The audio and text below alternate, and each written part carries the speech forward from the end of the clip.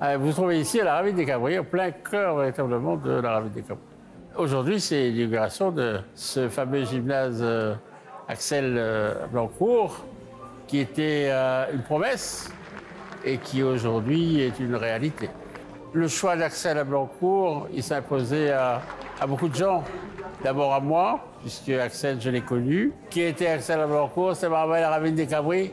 Et c'est un Marmaille qui, à partir du moment où il a eu son diplôme de médecin, s'est donné aux autres, s'est donné à sa population, s'est donné à ceux qui l'avaient fait grandir et s'est donné à tous ceux qui l'ont vu véritablement évoluer dans la vie. Axel était quelqu'un de remarquable et c'est pour ça que nous avons tenu à ce que ce gymnase porte son nom. Alors, je suis Caroline Ablancourt et je suis la fille d'Axel Ablancourt. Et bien, écoutez, on a été particulièrement émus, ma sœur et moi. C'est la mairie, effectivement, qui nous a contactés. En effet, mon papa a vécu ici, il a grandi ici, il exerçait sa profession de médecin ici. Et je pense que papa aussi aurait été très fier de voir un gymnase porter son nom. Il a été président de club de cette équipe de football de l'AS Capricorne, toujours présent pour l'équipe de la Capricorne, toujours présent aussi pour les associations de la Ravine des Cabris. Papa vraiment ne comptait pas son temps pour eux. Alors le projet du complexe sportif de la Ravine des Cabris se compose de deux grandes salles. Une salle de 1500 m² où on a plusieurs sports possibles et une salle de 350 m². C'est un bâtiment qui est mixte bois-béton. On a une charpente en bois, des toitures en zinc. Le projet en fait se voulait à vocation à forte qualité environnementale. Donc ce qu'on a essayé de faire, c'est d'avoir des grands débords de toiture, d'avoir des protections solaires sur les ouvertures, de créer de la lumière indirecte avec des bardages en polycarbonate qui permettent de créer de la lumière un petit peu diffuse et en même temps de casser les UV. Nous avons aussi insisté sur la ventilation naturelle dans le gymnase, équipé de ventelles. C'est une volonté communale dans tous les quartiers, et plus particulièrement dans ce quartier qui est un des quartiers importants pour le développement de la commune, le vivre ensemble et la cohésion sociale.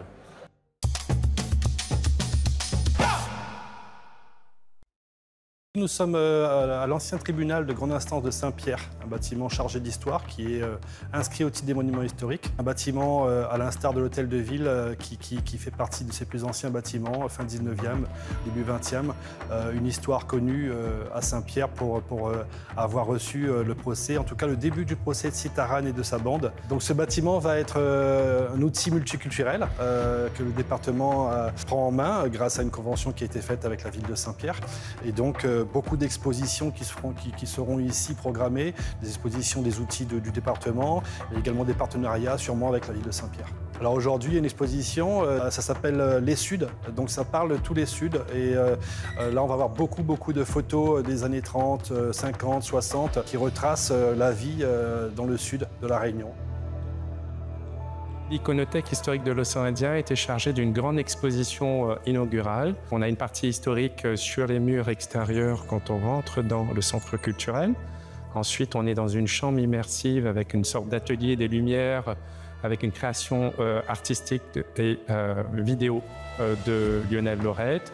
On entre ensuite dans un cabinet de curiosité qui est une accumulation d'objets de collection. Et enfin, on ressort dans une cour carrée, un jardin, où là, on est dans le quartier Basse-Terre, Mon Pays, Mon Aimé, avec Thierry Gueuleris, avec lequel j'ai travaillé pour mettre en scène justement ces images de ce quartier. C'est un centre pluridisciplinaire qui a vocation justement à fédérer l'ensemble des acteurs culturels. Ça va donner une autre dimension au Sud et notre exposition s'appelle Les Suds parce qu'on montre la pluralité de ces Suds dans cette exposition. Eh ben, je trouve que c'est magnifique. On a dit un petit peu les histoires de la Réunion. C'est magnifique. Pour ceux qui n'ont pas connu la Réunion longtemps, ben, il fait revivre. Et la Réunion, ben, va rester la Réunion, c'est une île magnifique. Donc, on a beaucoup de souvenirs, ils remontent. C'est incroyable.